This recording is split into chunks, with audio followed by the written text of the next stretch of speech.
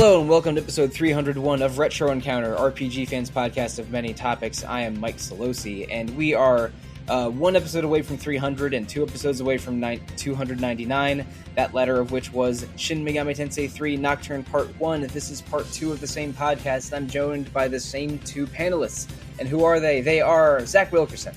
Hello. And Wes Iliff. Hello, everybody.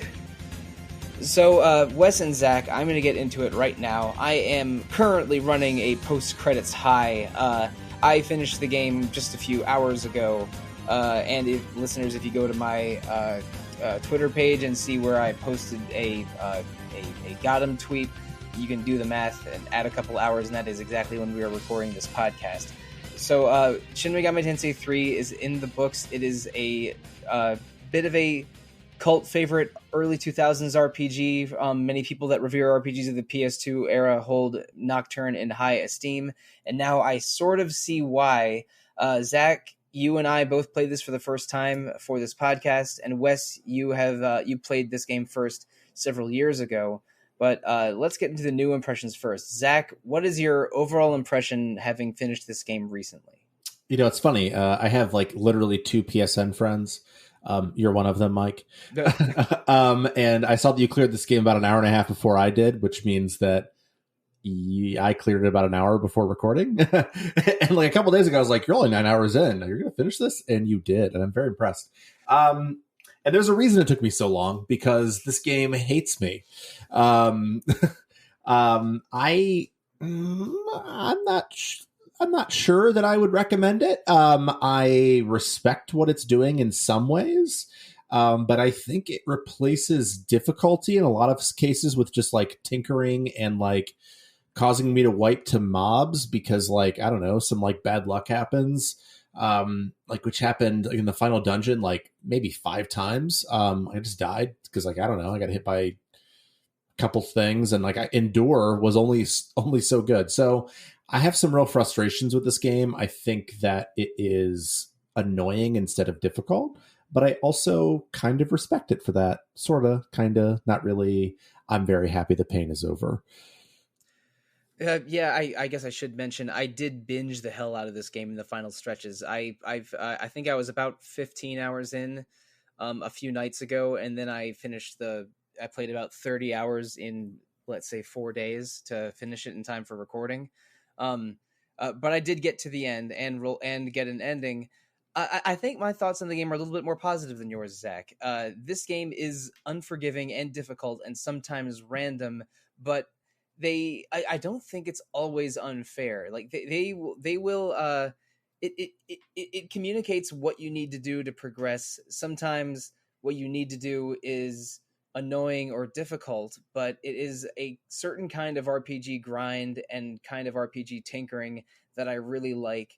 But it is, housed around some slogs of dungeons and fiendish boss battles that I didn't always like. But by the end, I feel like I have a healthy respect for this game. I did enjoy it. I think it if I were to assemble a list of my 10 favorite PS2 RPGs, maybe this game cracks it, but we'll get into more specifics soon. Wes, you played this game several years ago and are replaying it on the remastered edition now. What are your overall impressions, and have they changed from, say, 15 plus years ago? Yeah, they actually changed pretty significantly, and I think part of that is that this was my introduction to the Shin Megami Tensei series, so there was a lot more shock factor to it. I hadn't played anything quite like this before, and it really hit a level of novelty I hadn't. Now we're getting every Shin Megami Tensei game, at least new one, as it comes out for the most part. And the comparisons have definitely changed my opinion, because while I still love the aesthetic and the story and the interesting things it does with narrative, I'm a little bit older, a little bit more time crunched, and I feel a little bit less forgiveness for some of the dungeon design decisions and for some of the awkward difficulty curves. Back when I was writing the game primer for Shin Megami Tensei, for how to get into Shin Megami Tensei, I had picked Shin Megami Tensei 4 over this because I felt it was a little bit modern. I'd gone back and played, a few hours of Nocturne to refresh myself, it didn't feel bad, but it definitely felt a little bit aged. And once you get deeper in and you get into those labyrinthine messes of dungeons, I feel a little bit more justified in that recommendation today. Yeah, I totally understand it. This was not my introduction to the world of SMT. That was when I awkwardly tried to play Persona 1 around 2000 or 2001 and hated it. But I came to Nocturne knowing its reputation and having played, let's see, most of the Persona games, Digital Devil Saga 1 and about half of Digital Devil Saga 2. I've been around the Atlas universe now, and going back to Nocturne, let me notice how very clearly influential it is, especially to the rest of the PS2 games that followed on Atlas. But to which it feels like a stripped down version of a Persona or a Digital Devil Saga that is just about the monsters and just about surviving, with much less of that pesky character-driven storyline in the way.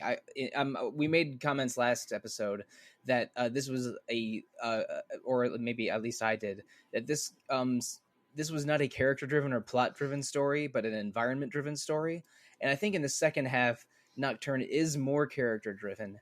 But I stand by that original comment. This is a game that's more about sort of surviving and getting through this RPG with with way fewer story hooks and character hooks than the Atlas games that followed. Zach, I know you've played a couple Persona games at least, right? Do you basically agree, or is this just something else entirely? Like I played Innocent Sin and 4 and 5, and yeah, that counts. And I think I said this on the last one. Like, one of the things that both of you were talking about was like about difficulty curves and things like that. And I never really thought this game was hard. Like there were a couple of bosses where I was like, oh, that's a cheap trick. But like, it was never like, even like the last boss where I just had to keep Warcry up constantly. Like I never thought it was difficult. Whereas like some of those other games, like I thought, like there were like 2 boss fights in this game that I liked. It was the Trumpeter and the final boss, because they didn't feel like they were difficult because they were cheap. So yeah, I don't know. I mean, like I played those, and like certainly I've cut my teeth on those and other NES RPGs, and it just feels like, I don't know, like I got frustrated with it. Wes, what were some of the frustrations that you noticed playing this that maybe make it less recommendable than SMT4?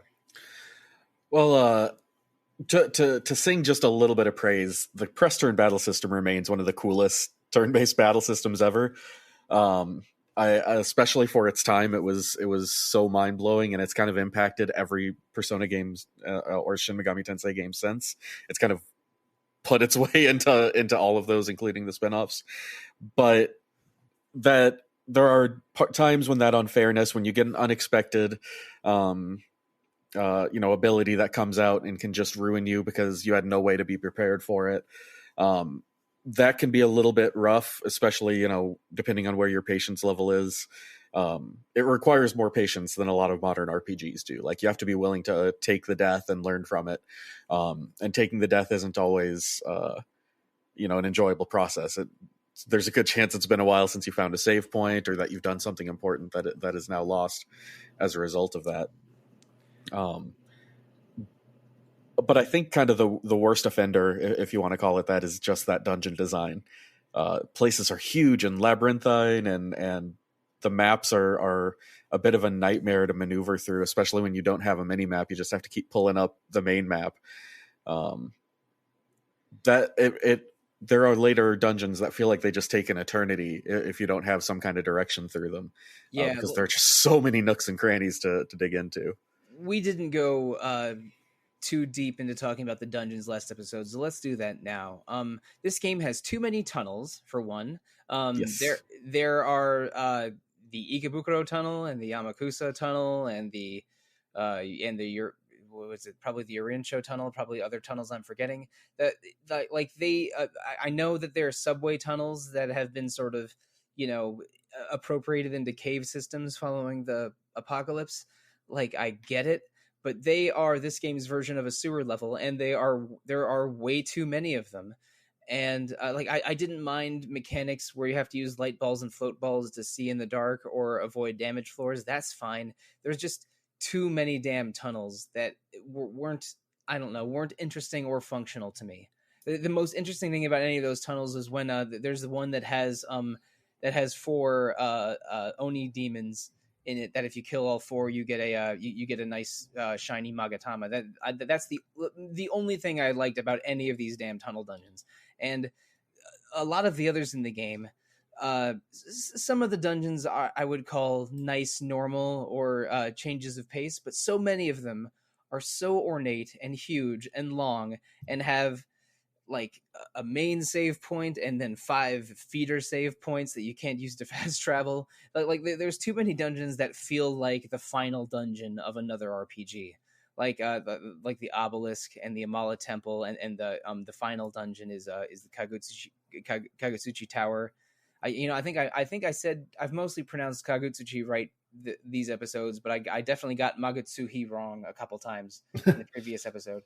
That'll happen. Just too many long ornate dungeons, and especially subway tunnels is my feeling. Right. I mean, I don't know. I think I spent 5 hours in the final dungeon. Like I made a safe spot, like, before I walked in, because I was like, oh, maybe eventually I want to do the true demon ending. I won't. But maybe I will. So like I was able to see like my playtime between them, and it was 5 hours, and like it didn't feel that different from the rest of the dungeons. And like, it felt like, and this is kind of how I felt about the game in general. Like it was like they introduced like the light ball thing. Like, it was kind of annoying to me to like always have to be stocked up on that and stocked up on float balls to make sure I didn't get hit by the damage stuff. And I'm like, I did this stuff in Dragon Quest 1. Like, I don't want to do this here. And like, it's, again, like, it gets back to my point. Like, the dungeon design to me feels a little bit like the battle design eventually, which is like, they have a couple of ideas. They keep repeating them to the point that it is frustrating for the sake of being frustrating.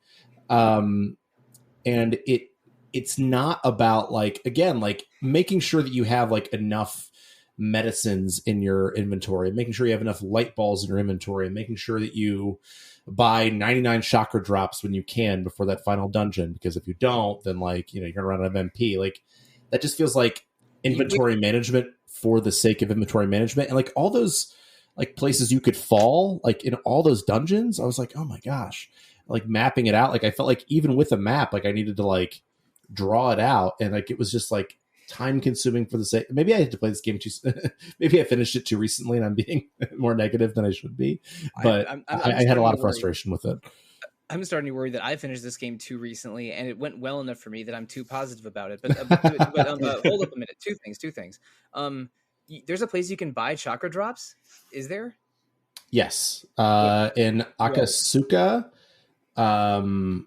Which after like eventually like they open up another shop. There's like a tunnel that like is closed off at first, and then eventually opens up, and then there's a junk shop down there, and you can buy chakra drops there. Yeah, the collector mannequin. Okay, I know he sells you a couple Magatama, but I guess I wish I knew that, because I'm impressed that you managed to get to this game without buying them there. I had some incredibly tight SP moments in the last dungeon, especially. That's amazing. Well done.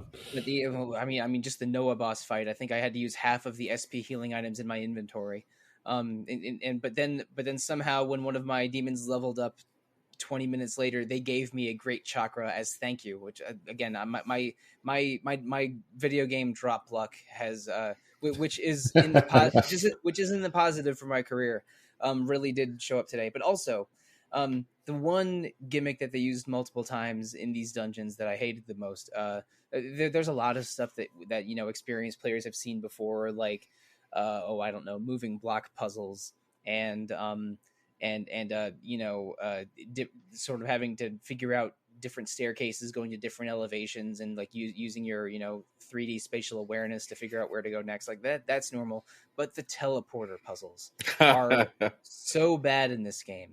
And I used a guide for almost all of them. Like because I knew I was on a deadline, the minute I the minute I didn't figure out a puzzle solution quickly, I just opened up my my laptop 2 feet away to for the puzzle solution, and I did that for every single teleporter puzzle because they are there's no logic to them. They are entirely trial and error. They are maddeningly frustrating. The two of them I think that are in the final dungeon are the worst offenders of all. And again, these are long, challenging dungeons with judicious positions of save points that tell me that Atlas knows exactly what they're doing here. That are you know they're creating that push pull feeling of the very earliest Dragon Quest games that see how far I can go in the dungeon until I can teleport out and heal and try and see if I can go further again. Like that whole feeling is there, but it is to a degree that is sometimes frustrating and not satisfying. Like these dungeons are sometimes long and annoying, and the boss battles in them. The last couple dungeons in this game have, I think, 5 boss battles each in the diet building and in the Kagutsuchi Tower. They punctuate these dungeons with multiple boss battles that again having several dungeons in this game feel like the final dungeon of a different RPG. I was partway through the Obelisk, which is right around the middle of the game, and I was thinking to myself, this feels like the final dungeon of a Final Fantasy game or something, because it is just so enormous in scale, and is like there's a vague void, and souls pulsing up the walls, like the Obelisk, the Diet Building, the actual final dungeon, and maybe also the Nihilo headquarters, maybe also the Mantra headquarters. All of them feel like a Demon King's castle in their own right. Yeah, and I actually like the Obelisk probably better than any of them because it had like those puzzles where it was, you would have like 1, 2, 3, 4 like lights on the, I don't know, like the blocks you're stepping onto. So there was logic to it. So I liked that because I could figure that out. And I actually didn't use a guide on any of the dungeons until the last one because I literally like left work early today and I'm like, I will finish this game. I must finish this game because I was so close. But yeah, I mean, like the thing about like a Dragon Quest dungeon is like, even when it's punishing or difficult or has those mechanics, like it's not wrapped up in a 45 to 50 hour game. Like eventually I'm like, okay, I get it. Like this is like you had like 2 tunnel dungeons that felt exactly the same and were frustrating for exactly the same reasons. And like the Obelisk and then ultimately the Kagutsuchi Tower felt exactly the same, except for the Kagutsuchi Tower had like so many enemies that just like would like kill me and like didn't take any physical damage, et cetera, et cetera, et cetera. Like it was like piling on frustration on top of frustration. So maybe my least favorite thing in the entire game is whenever I ran into an enemy that was immune to physical attacks, because I went, let's say 70-30 physical versus magical damage for most of my party. And eventually I settled into a thing. It's like, okay, I have my Demi Fiend that's mostly physical, then 1 physical unit with some boosts, then 1 magic unit with some boosts and healing, and 1 magic unit that just has a bunch of random crap in their skill list. But whenever I ran into something that was immune to physical, and just a couple that I remember, Garamelka, which is the boss of the Yoyogi Park dungeon, and then a regular enemy later. Mada, which is a boss in the Diet Building and a regular enemy later. And then Rangda, which is a regular enemy in the final dungeon. Whenever I ran into more than one of those, it was retreat button, because I just didn't want to deal with any of that. And Wes, you, Zach, and I, all of us are adults, 35 or older. So do you think that maybe playing this game, being in your 30s instead of your 20s or teens, was a factor in how much you enjoyed it and how you managed your time dealing with it? Oh, 100%. The fact that back when I first played it, I was in high school or just leaving high school or what have you. So I could take all the time in the world that I wanted. I had a job, but it was not a super demanding job, and it wasn't anything that took time out of my life. So I loved just going in and exploring these giant open areas. And I imagine some people today will still love it. But when I go in today, one, they don't seem quite as interesting because they're primarily made up of, cubes stuck together in various configurations. They're not like super interesting platforms or visual design of, the actual paths you take. And two, they're just long. Like you said, I was even, here's my deep dark secret. I needed to, play this game quick since I came in a little late. So I played on Merciful. I figured I'd try out. I'm a big fan of difficulty settings. I wanted to see what Merciful was like. And I certainly had an easier time than you two because Merciful is entirely too merciful to the point where you don't really have to engage with the mechanics a full 80 to 90% of the game.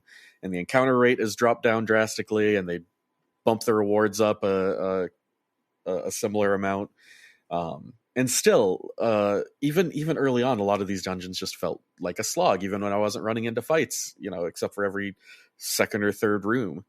They're just long, and I'm old. I got kids. I gotta leave sometimes. So it would take 2-3 sittings to finish some of these dungeons. Yeah, I mean, that's not no shame for that. I mean, like there were times where I was like, oh, if I turn Merciful on, like I could have fewer encounters. That's really what I cared about. I just wanted the encounters to stop because that was my biggest complaint about this game, and I was too prideful to do that. But big ups to you. That's awesome.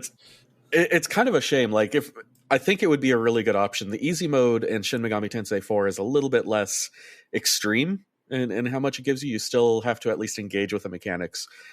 In Nocturne here, for the most part, enemies don't attack that much, and when they do, they almost always miss. So they lose all their turns. You don't really have to engage with the strength or weakness because you're going to one-shot most things.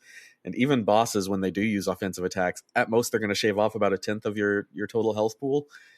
So there wasn't near as much thought to its detriment, which, as a connoisseur of easy modes, it's tough to get that easy. that I feel like it's not challenging enough. I played through the whole game on normal. I felt like the challenge was on the high side, but it always at least felt fair to me. Like the enemies are also they also have to play by the rules of the press turn system, and the only thing that enemies have that players can't have are I think like Dragon Eye and Beast Eye, the moves that give you a bunch of extra turns simultaneously. That's the one unbalancing thing in the enemy's favor. But I mean, it's an entirely different episode, and maybe we could do this episode in the future, how to play RPGs as a grown-ass man with a job. But this game, I really had to set aside time and commit to finishing it, but I did finish, and I think that the reward's pretty good. This is an unforgiving RPG, but rarely unfair, with the exception of a couple boss battles. I think that Matador is too hard for where they introduce it into the game, and I would be lying if I said I loved every single moment of the boss battles in the Diet Building. Maybe this is surprising. I think the Diet Building is my favorite dungeon in the whole game, because it's a small dungeon with sort of compartmentalized puzzle rooms and bosses that you can, and every time you sort of finish one part of it, you can unlock a door back to the lobby and heal and prepare and then sort of structure how you're handling your grind to the puzzle and boss fight of the section that you're in. And the boss fights, while I was really frustrated by one of them in particular, I at least thought were interesting. Let's play a fourth and final round of a game we played in the previous episode. This game reminds me of.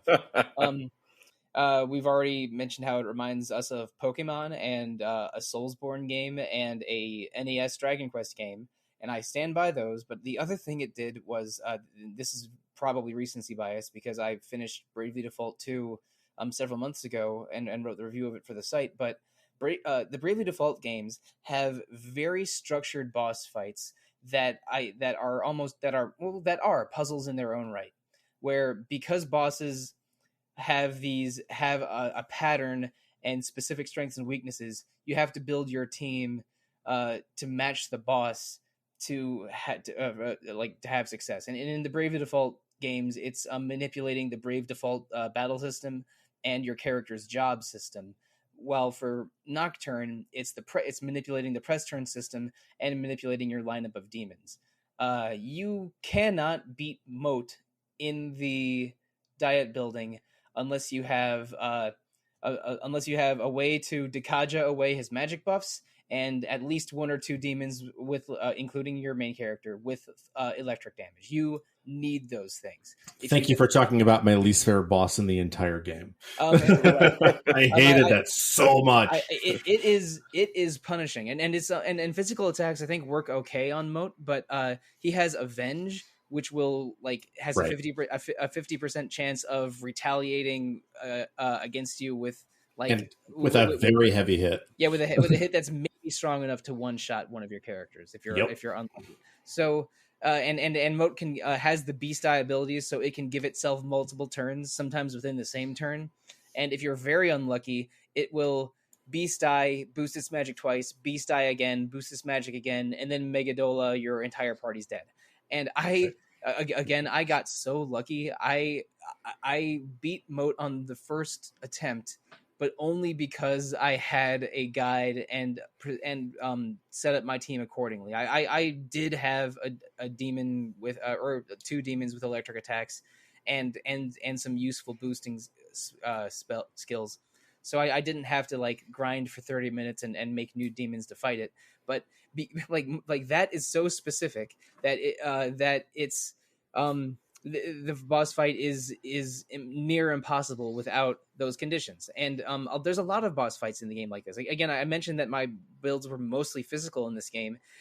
Bosses like Giramelka and Mada were really, really annoying. The most annoying of those of all was in the final dungeon fighting Noah.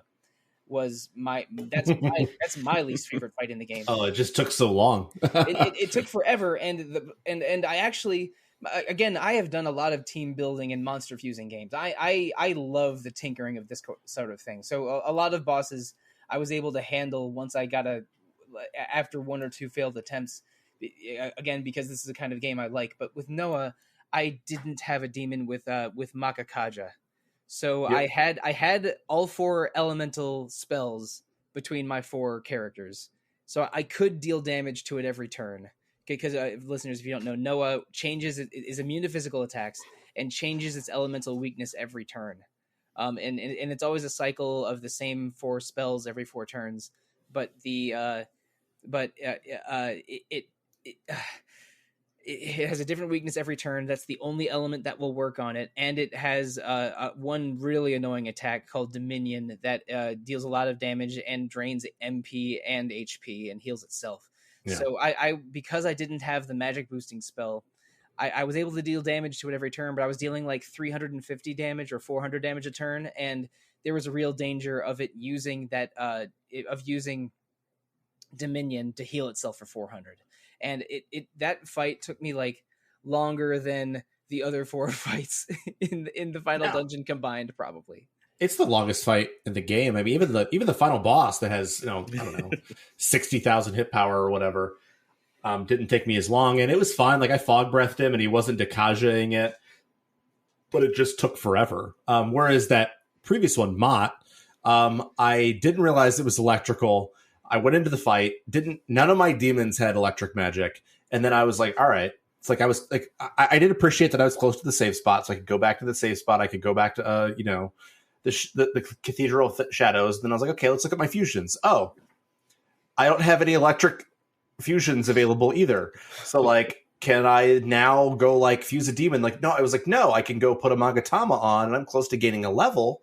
And I'll get rid of a skill I actually want to put Bolt Storm on my Demi-Fiend, which is what I did. But it took me 20 minutes. And, to me, that's not difficult. It's annoying. I understood the trick. The trick was easy once I got it. Once I had Bolt Storm, because Bolt Storm does quote unquote random damage, but usually it hits the boss twice and it hits a weakness. So I was fine. Like I was able to like wipe him out like super quickly. Like didn't have a lot of HP. I think it was like 2,500 or something is what it felt like to me. But it was just a trick that took me 40 minutes to prepare for, not 40 minutes to figure out. And it's funny that you're talking about Bravely, because it's a thing that I thought about a lot when I was playing this game was Octopath Traveler, which obviously is pretty similar to Bravely in a lot of ways. Yeah, same producers, same some of the same design team, but technically different studios. So Bravely and Octopath are not the same series, but it's very fair to call them cousins. And I'm sorry, I did a lot of research for that when doing some when I was doing some Bravely things earlier this year. No, it makes sense. Yes. But you know, the thing about Octopath is like, I just had to like change out some of my characters and I was fine as long as like the builds of your characters like made like even the vaguest logical sense. Like outside of like literally the very final fight in Octopath Traveler, which is intensely difficult and requires very specific builds. Like other than that, like I could always figure that out without like having to spend 40 minutes figuring it out. Like once I figured out the trick, I was like, okay, like my Tressa is a little bit broken. So like she's going to be in my party. And like Haunit, like maybe I need to put, like I need to pull her and put Therian in my party instead because he's got this specific skill that's going to break and do this particular thing. Whereas in this game, it was like, I understand what it is. How much time am I willing to spend to do the trick? And most of the time, like it wasn't too bad because I happened to have it on hand. That was just bad luck that I just didn't have, any electric magic. And maybe that's like a very, very particular anecdote that maybe is not appropriate for most people. And it was maybe my fault for not preparing for it appropriately, but I never had to have just electric magic. In fact, I barely ever had to have magic at all. Yeah.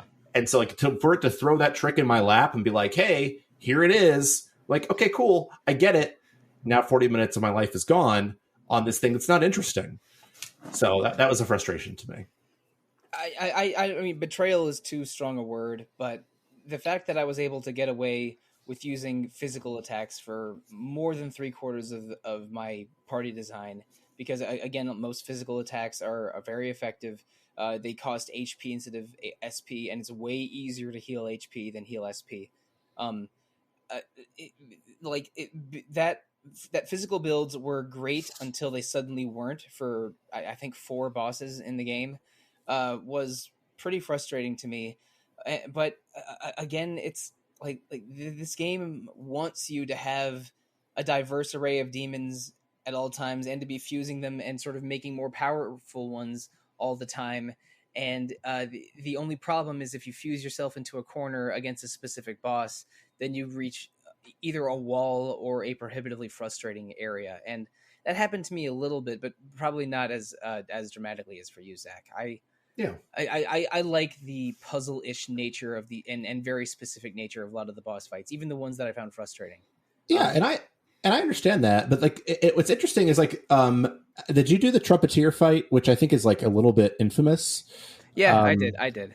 That fight I liked. Like I liked the puzzle of that fight because it was like mechanically interesting. It was not like build one demon to do this very particular thing in this very particular way, like the way that it would heal like whoever had the lowest HP according to whatever their HP was. Like, and I went into that fight and I wasn't expecting to get it because I hadn't done like the previous couple of whatever Labyrinth of Amala fights there were, like the Harlot I never did.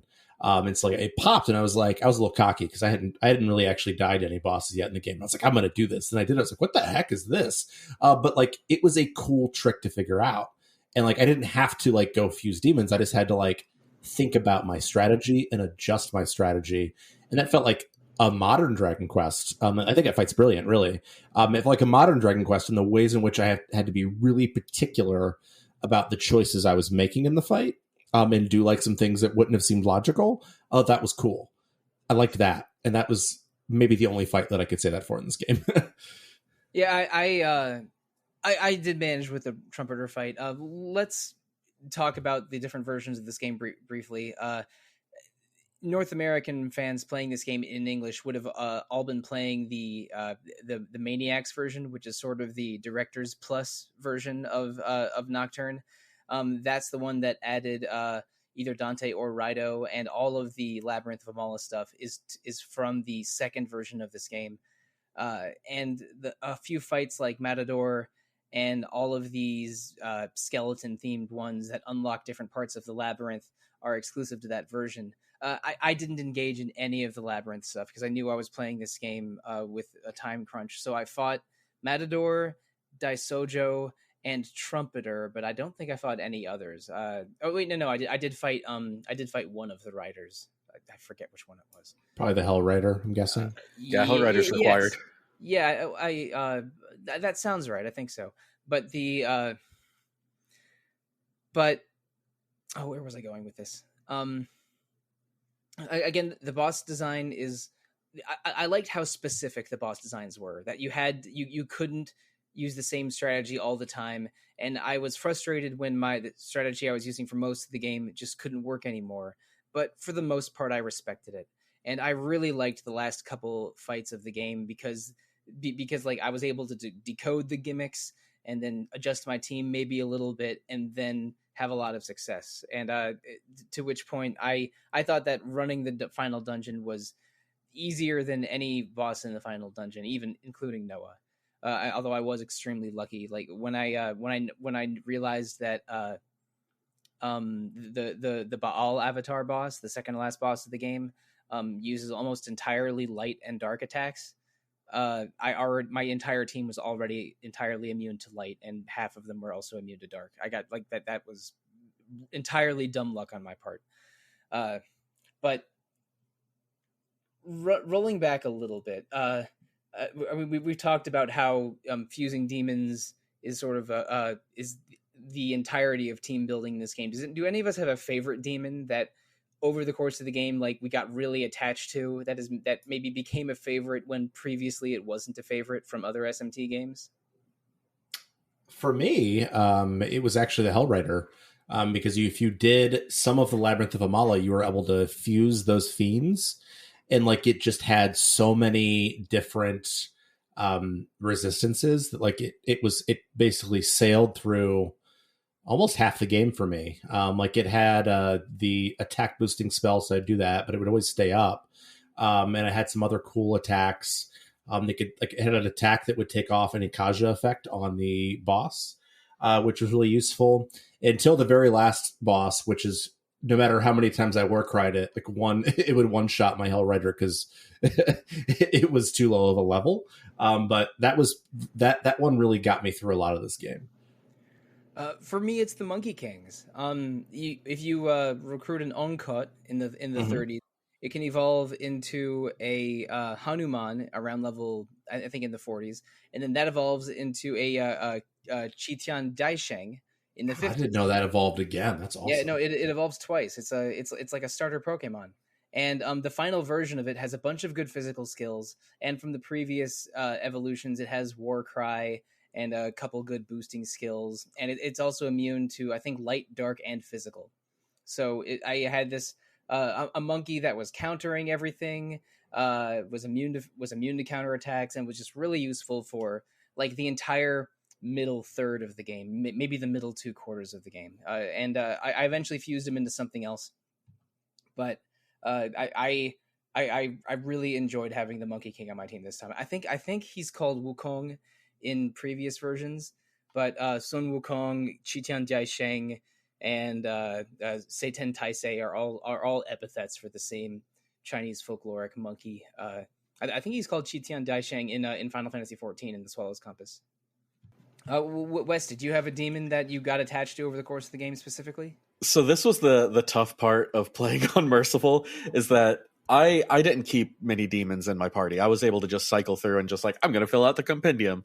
As soon as something's evolved as much as it can evolve, I'm going to fuse it and get something new in the list. So I didn't like fall in love with any, but that I hadn't experienced before in other games. But Titania was probably the most present of all of them, just because I'm a sucker for any utility player who can, inherit whatever elements you need, can cast all the things, can do it capably. I like being able to have one of my party slots cover all of the weaknesses that I need, and just get more turns that way, make things move a little bit quicker. Let's see. We've talked about how much we love-hate the dungeons and love-hate the boss fights and love-hate these demons. Let's actually talk about some story stuff, because what was something that you particularly liked or maybe found interesting or unexpected in the story? I have a couple, but I'll let the floor up to you guys first. Interestingly, I think the story might have been one of my favorite things about this game, even though it was very simple. And like the story I liked mostly because of the NPCs. They would say like really funny things and things that seemed like out of place in this world. And I liked how the world and the dungeons a lot of times were populated with like these characters who had like different opinions and different wants and different desires. But one of the things that I found frustrating about this game in general, in terms of the story, and I look at me being very negative, I actually thought this game was, interesting, was like you really are presented with three characters who have reasons, right? So like the whole notion of this game is like someone is trying to be the person who's going to recreate the world.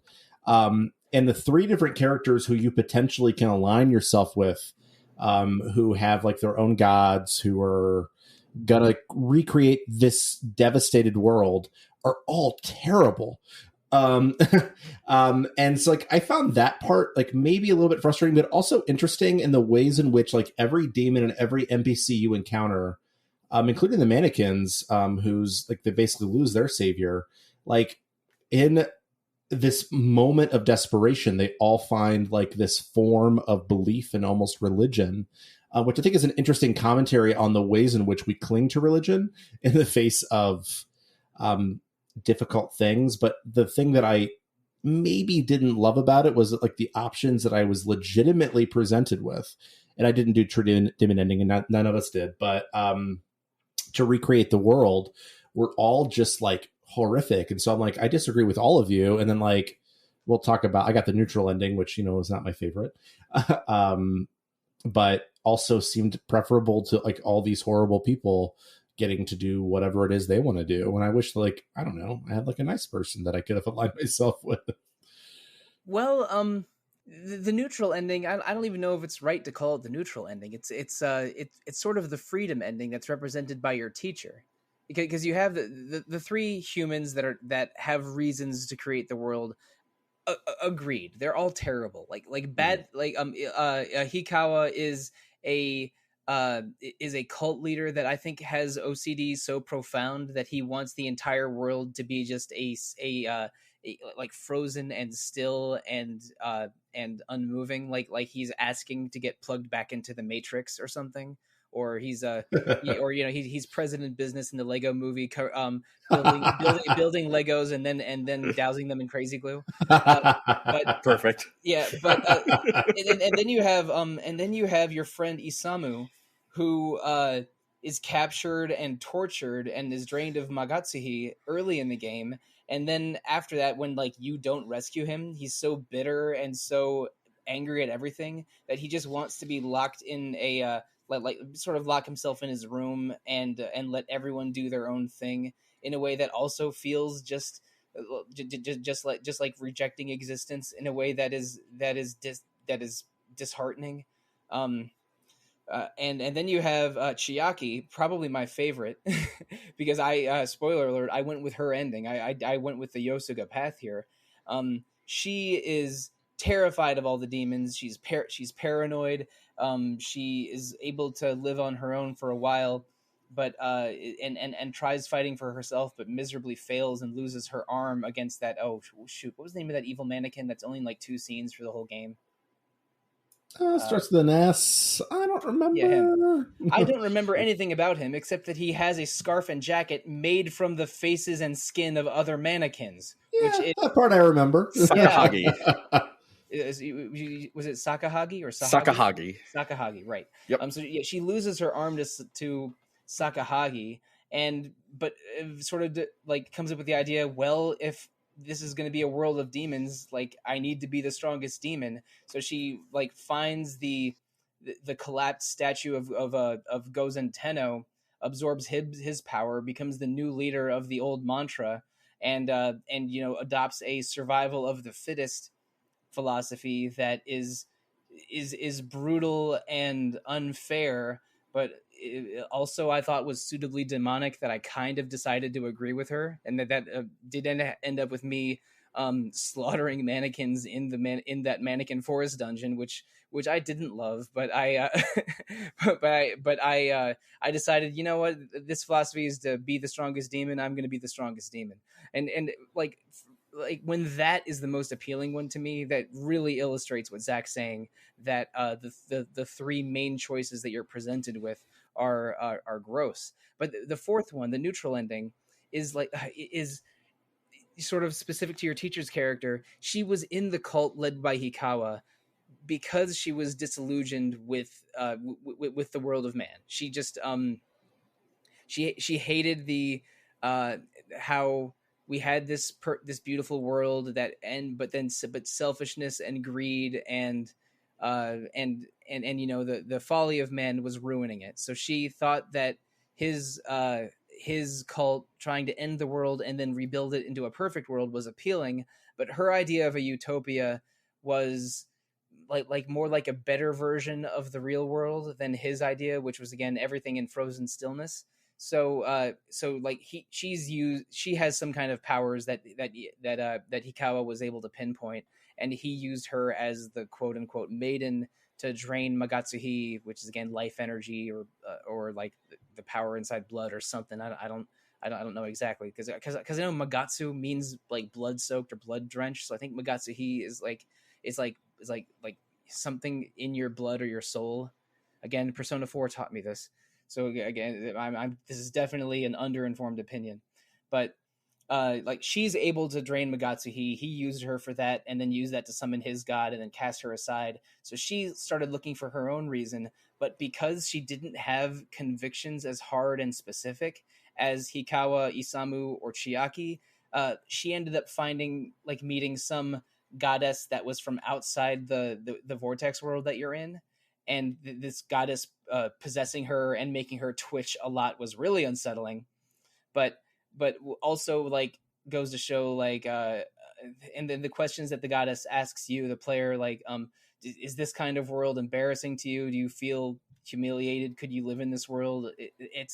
It was clear that what she wanted was a world of beautiful freedom, but that wasn't enough for it to be a real reason. So that ending, I think, because again I haven't seen it for myself, is the Super Mario 2 ending of everything goes back to the way it was, and everything that happened either was a dream or unhappens. Again, Zach, I mean, you played a certain Persona game from a year ago that ends in a similar manner. That's true, although that game is so much more emotionally satisfying. Oh God, I wept during the ending to Innocent Sin. But Innocent Sin is incredible from a story perspective. Here, it's like, it's not quite like that. Like your teacher like sends you an email like that indicates that you did the thing, and like I don't know, like you have like a look on your face, like I don't remember, like whatever you like Naoki has like a look on his face that indicates that like he remembers that this happened, but like your friends are there and it's basically just things are back to the way they were, but you and your teacher both have an understanding that this thing happened, is at least my read of it. Which, is probably the most positive potential ending I can imagine in this game, because I know that the True Demon ending basically just makes you like, I don't know, take Satan's like Lucifer's side in the battle against God, and that is like ambiguous, which is interesting that that's the true ending. But yeah, I mean, like it was fine. Like I was like, oh, there's some sunlight. I like sunlight. Yay!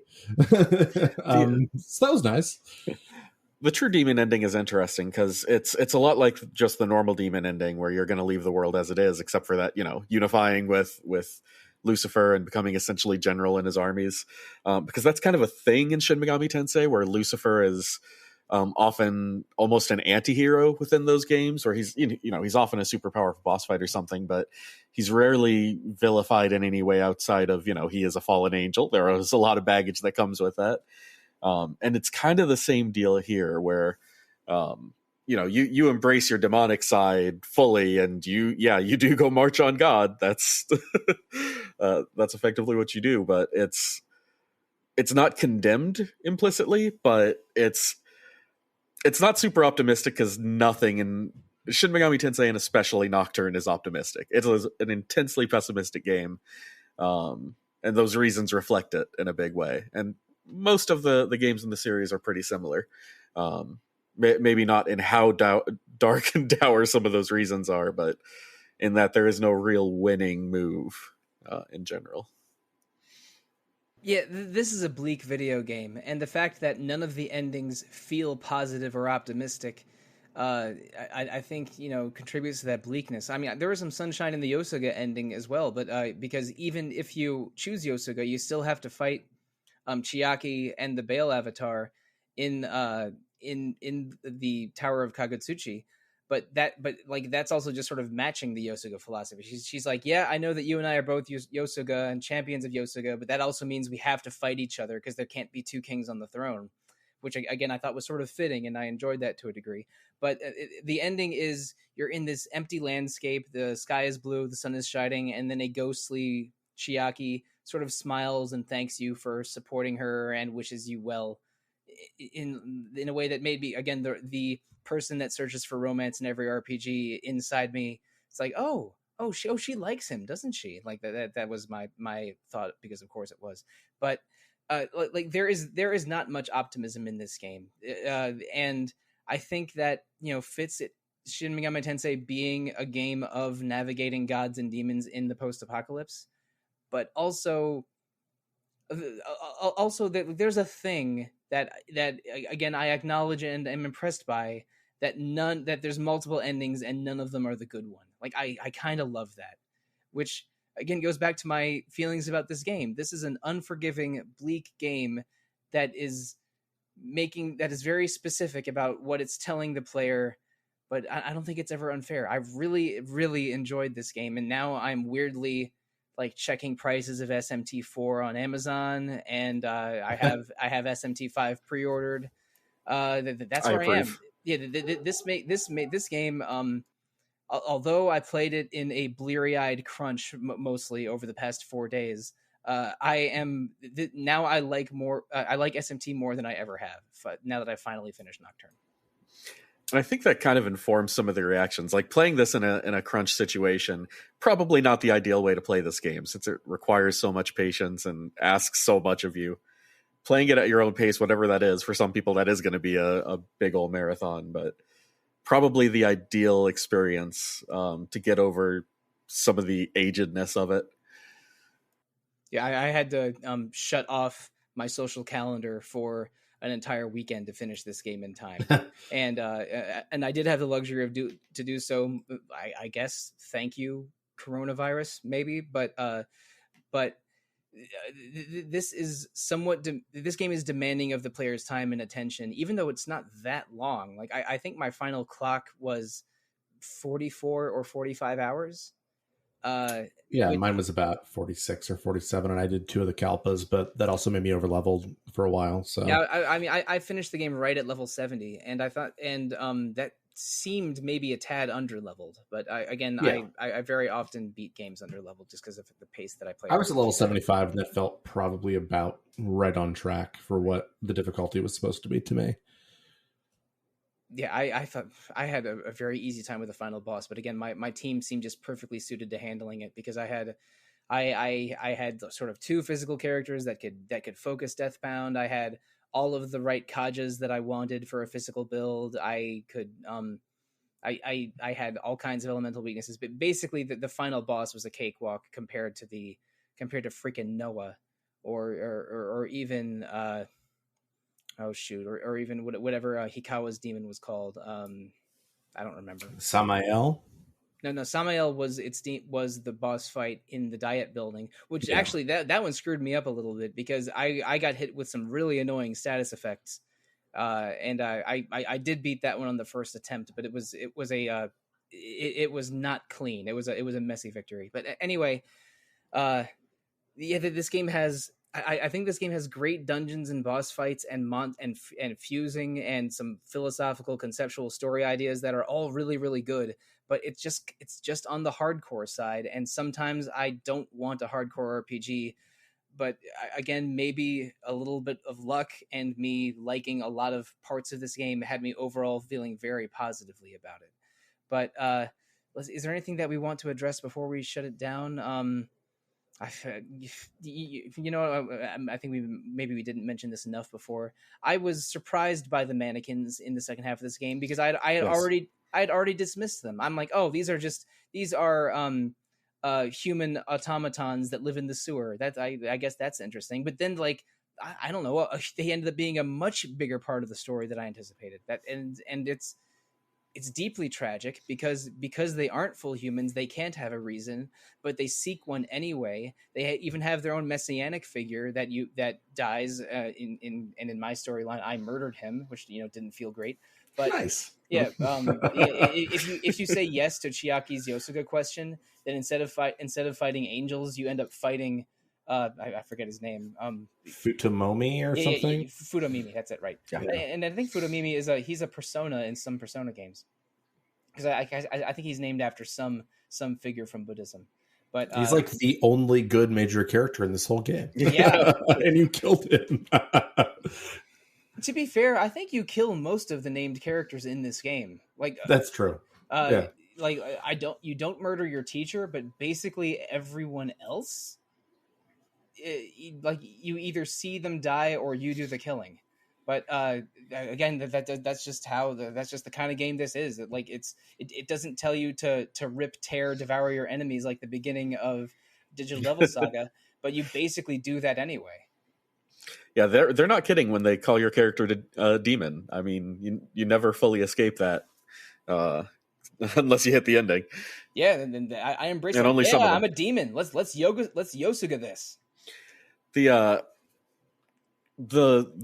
mannequins were probably the one thing that stood out the most to me. I didn't fully wrap my head around that plight the first time I played this as a teen, but this time around, man, it hit hard. It is such a rough deal, and I'm a sucker for kind of emergent life stories, and can something kind of bloom out of nothing? And they have such a rough end of the stick every single time you deal with them, and it just gets worse and worse. And seeing them struggle despite that, and knowing that basically no endings are going to work out for them anyways, so it's heartbreaking. Yeah, the one that decides to be a demon and destroy his own kind gets slapped down, and then the one that tries to deliver a world of fairness and equality gets slapped down because basically they're told to their face, you mannequins are subhuman, and that has the entire community of them just so in such despair and helplessness that they start wandering around, just climbing the tower of Kagutsuchi to see if they can ask Kagutsuchi for a reason or something. It is heartbreaking, the plight of the mannequins, and I was not expecting their part of the storyline to go where it did, following where we stopped at the end of the previous episode. But again, so much of this game impressed me and it's not even a big play space. There's only 5 or 6 big side quests, and the Labyrinth of Amala is enormous, but it's not like the game is littered with is stuffed with content, but it's a small-ish space that has just a lot of interesting stuff within.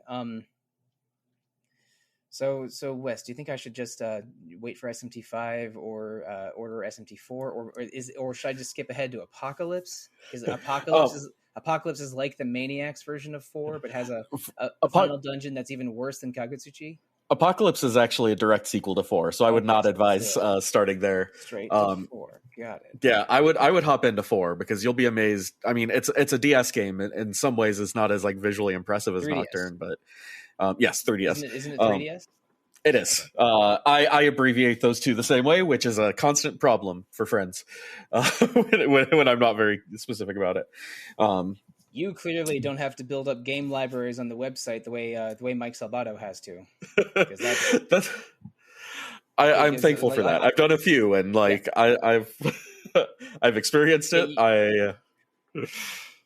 You run into problems with a game that where you have to write out the number 9 or put in the numeral 9. So yeah, yes, 3DS DS versus 3DS would not fly in the world of RPG website database building. No, I expect that it won't fly in the world of podcasting either, and I might get a little bit of flack for it, but it's fine. All right. Well, we have done a DS game for the podcast earlier this year. Maybe I should jot down SMT4 so we can have a 3DS game on the podcast next year. But all right, if I was talking about how Mike fills out URLs for the website, maybe it's time to end the episode. Listeners, SMT3 Nocturne is really popular, and we received multiple requests to do it for the podcast over the past few years. And I'm glad we finally acquiesced, because I was intimidated by this game going in, but I ended up liking it more than I thought I would. And Zach ended up liking it maybe less than he thought he would. And Wes is correct. And Wes's opinion has evolved somewhat over playing it first in the early 2000s and now playing it in the early 2020s. So I'm glad that we got different perspectives on this very, very cool RPG that is, again, cool but rough. And but now I think all of us are glad that we can put it behind us, because I am not going for the Labyrinth of Amala or other endings. I got my bronze trophy. You beat the game. Congratulations. And that is that. The Labyrinth of Amala is the most distilled version of this game. It's labyrinthine in a way that nothing else is, and there's not a single save point in the entire dungeon on any of the given kalpas. So yeah, if the dungeon's frustrated you, go do some Labyrinth of Amala. And I only did the second kalpa. I didn't do 3, 4, or 5. I can't even imagine. The only thing that sounds more frustrating than that is that arcade minigame where you get a Magatama if you can I did all 20 of them without a guide. It was very fun. I got to about 8 or 9, and I'm like, this isn't bad, but I need to finish this game. I have to record a podcast in 48 hours. So that might have been my favorite. Puzzle Boy might have been my favorite thing in this game, actually. I again like this game. I appreciate Puzzle Boy. I acknowledge Puzzle Boy, but Puzzle Boy is a little too hardcore for my headspace right now. So you have to be in the right headspace to properly enjoy a game like Nocturne. But if you can occupy that headspace, you can have it's awesome. And I think I was mostly there. Again, I don't want to play this game anymore, but I think I want to play more games like it. So that's why SMT4 goes on my wish list and SMT5 goes on my list of pre-orders. But again, I think we're done talking about SMT3 Nocturne. I am very eager to get to some other games to play for the podcast. So let's talk about those. Oh, can I point out very quickly? Every time I died, it said everyone will get the sweet release of death, and I kept hoping for that from this game. So you saw the game over screen, and you're like, this doesn't sound so bad. I could just quit right now. I could stop. Is this the most optimistic ending in the game? The most optimistic ending in the game is a peaceful death. That's the game over screen. That's it. That is a statement. But okay. I could have played it for 45 minutes and I would have gotten the best ending. Dang it. Speaking of the sweet release of death, okay, that was not my best transition in the history of podcasts. We're doing another quiz show episode. I will definitely have the sweet release of death there. Don't worry. We are going to have a survival of the fittest in RPG trivia form in a couple of weeks. We're doing another RPGFan quiz show sometime in September. I haven't finished writing all the questions yet, but that will be coming soon. Also coming soon, we're doing an episode on The Great Ace Attorney, which was a collection of 2 games that was released very recently worldwide, but were originally 3DS game, a pair of 3DS games in Japan.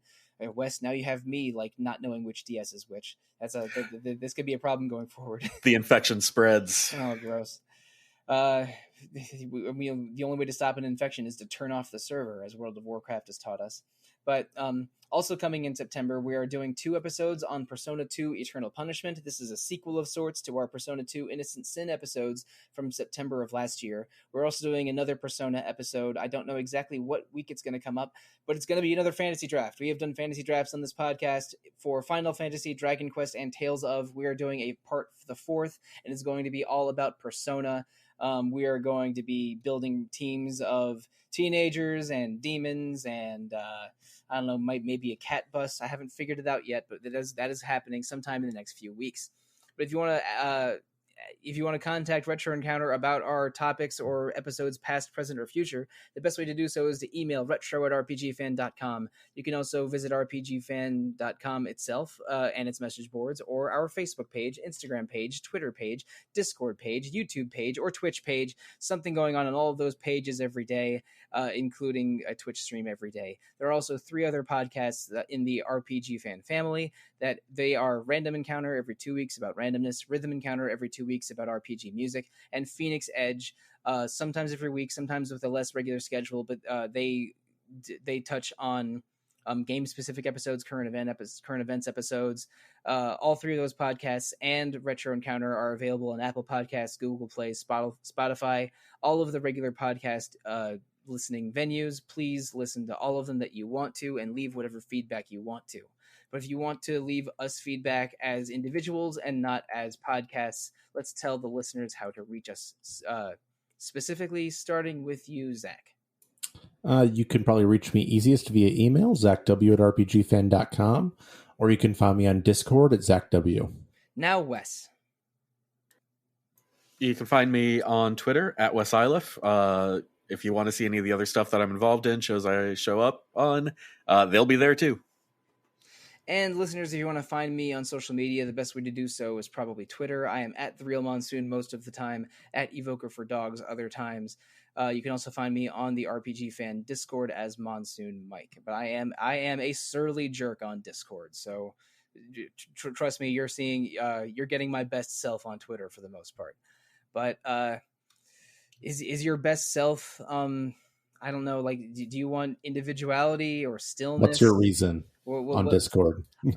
What is your podcast reason? I don't know. Send us an email.